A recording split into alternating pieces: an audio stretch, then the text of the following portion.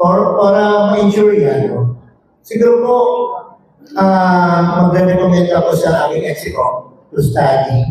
Meron po kami kasi Excel Award. Yung Excel Award is for barangay and mayors, pero wala tayong specific for SK. So siguro magkakaroon kami ng isa pa para at least nakikita namin na on a yearly basis, ma-assess namin ang performance ng lahat ng SK. Kasi kapag kasama sila doon sa Excel Award, mandatory ang mga LGO namin. Ibintara-tara na yan, meron ng indicator kung siya ay may problema o hindi. At idadagdag namin yan, yung financial management.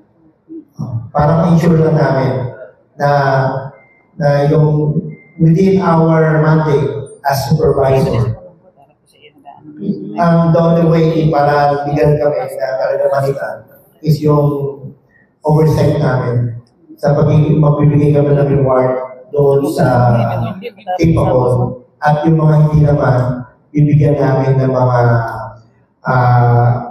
yung analysis ng amin o yung GAR yung kusang analysis ng assessment namin at engage namin siya in front kung SK siya talaga at konti lang naman barangay niya, patawag namin na ngayon nakikita rin with the punong barangay. Okay. Reminder na lang po natin sa mga SK and barangay officials para po mabalik yung confidence and trust po ng tao ngayon, especially ngayon madaming mga anomalya and other issues. Ano po yung paaralan po natin sa kanila? Simple lang naman po, dahil po sa nangyayari ngayon na mga issue ng corruption, ng mga ghost projects, pinapalalanan po lang namin ang sanggunian, kabataan, as well as sa pulong barangay at sanggunian barangay. Na kayo po ay katulad din namin, na public servant, na hinalal ng taong bayan dahil may trust sila sa inyo. Huwag niyo kung hayaang magkaroon ng pagkalako o matatanong ang inyong integridad because hindi kayo transparent. So, ang aming advice lang is gawin nyo lang po yung proseso na naayos sa batas. Huwag po kayo mag-shortcut. Ibig sabihin nun, yung mga nakita natin mga observation kahit ngayon, di ba sabi nga nila, hindi namin ang SK, hindi namin pakulay dahil sa barangay. Yung simple ganun lang, may problema tayo.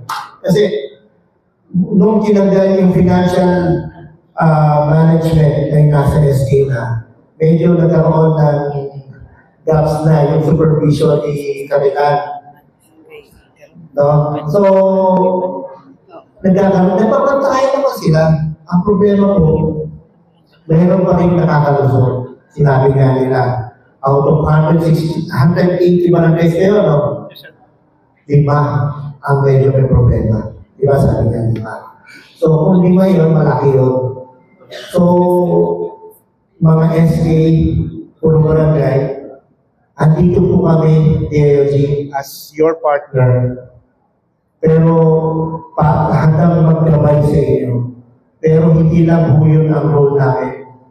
Kami po ay isang partner nyo, pero sa isang banda, kapag kayo ay nagkamali, kami po naman po ay ensure namin yung oversight function namin.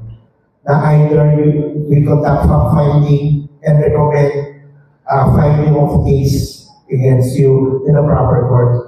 O sa ombudsman, or i-endorse namin kay Mayor yung mga fact-finding namin para sila po ang as their supervisor, sila po yung magdisiplina sa kanila. Baka magkamali kayo, hindi sila yung magdidisiplina. In-endorse ko lang po sa kanila. Ang discipline authority ng SK, kapag dating doon sa sangguniang member, ay ang municipal council. No? Sila po yung talaga may discipline authority as far as administrative is concerned. Pero si Mayor po ay supervisor po nila. So may responsibility din po si Mayor. Na kapag nagkakaproblema na, dapat tinutulungan din niya. So, As far as DILG is concerned, I make sure na hindi dapat po kami ang kumalaw na parang kasi natitigilan na review namin eh. Kapag may problema ang LGU, halos ang LGU na gumagawa ng trabaho. At yun po yung nawarningan ng PD namin na hindi yung trabaho ang maging parang ikayo na ang gumawa ng papel ng mga SK, ganyan, kaya hindi sila marunong. Ngayon po, wala kayong makikita kay LGU ganyan. Sila po ay nag-a-advise lang. Pero sila rin po ay nag-a-fact-finding para mag-report sa amin at i-report namin sa taas para mag-file ng cover legal remedy dun sa mga may problemato SK or barangay. Okay, we are now down to our last two questions. So go ahead, Sir Manny, and then we have Ms. Denise. Sir, the department was given the, say, blanket authority to suspend work classes. Last July, I think there was the president, there was an authority given sa department. Ay makasuspend yung department, yung DILG to suspend work and classes. But But ang kultura natin, since mabali yung mayor or head of the LGU is declaring the suspension of classes. Tinatanong ko po ito because I had feedbacks. Whether maliit lang na tao o number, feedbacks like, nasa eskwela na kami, hindi kami declare yung suspension, like related na announcement. So, just speaking for those people na nagtatanong, ano ba talaga ang proseso? Ano ba talaga ang authority sa mayor? Na recommendation of pag-asa or sa mayor? Thank you po. As far as mayor announcement na walang klase, hindi ko tinatagal sa kanila ang kapangyarihan yun. As far as secretary, huling na walang pasok, medyo liwanagin ko po yun. Ito na ko wala akong power sa secretary mag-blanket authority naman sabi na walang pasok. Maliwanag po ang sinabi niya. Siya ay may authority magbigay ng mensahe na walang pasok. Upon recommendation of national disaster members. Ang problema, kasi po, ang nakikita kasi ni Secretary, at nag-meeting, ang tagal, bilang governor, alam niya na kailangan magbigay. So, kapag meron na silang usapan,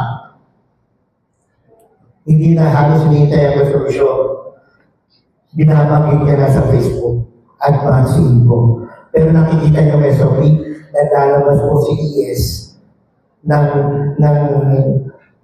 formal na walang pasok.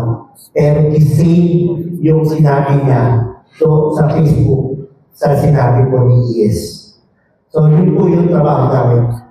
May kapangyarihan siya po yung mismo magsabi in behalf of NMC. So, ibig sabihin na nagkakaitian, the power to suspend ng mga mayors. Ay, nandun pa rin po sa rin. And there's already parang nagkakaitian ng DILG on that as far as their declaration, whether ang kanilang base, is there a requirement na umulan, then expectedly, pag umabang ulan, babaha. Ganun naman po yun eh. Ang nag-initiate ng meeting NMC sa pag-asa. Pag nandun yung pag-asa na yan, mag-report. The report is affected more than one region. Pag more than one region, minumonitor na NMC. Diba? Kasi kaya nga mayroon local government code. Inulit ko, para sila po yung makakito doon sa unang problema. Ibig sabihin ng disaster, sila yung first responder. Pero doon sa SOP po, kapag nagka-problema po ang 1 or 2 municipality, papasok ang probinsya.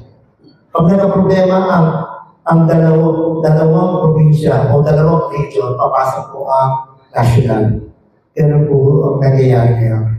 Yun po yung SOP talaga. In one situation na nakaligtaan ng mayor na i-declare. But the thing is, andyan na, pero yung mayor wala, hindi nakadeklara. Anong gagawin hindi?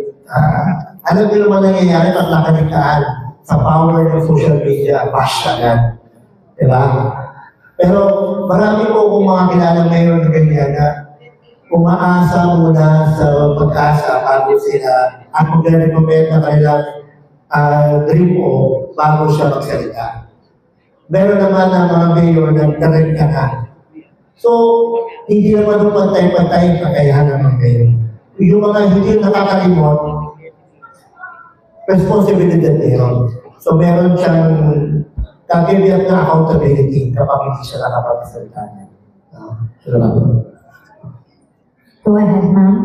Next question po. This is on the topic naman po na nasa kasalsalan po tayo kasi ngayon ng corruption scandal. And recently po, merong mga reports na pinapadala sa amin na merong mga agencies or mga LGUs na bumibili ng mga high-end na sasakyan. Yung tanong ko lamang po, if sa cloud po ito ng DILG, if may mga provision po ba tayo sa pag-procure po ng mga vehicle po natin. Siyempre, may exemption din po dito yung mga MDRRO, knowing na kailangan po talaga nila ito sa pag-respond. So, pero po sa mga norma lamang po ng mga agency or department po ng LGU natin, ano po yung stand ng ating DILG?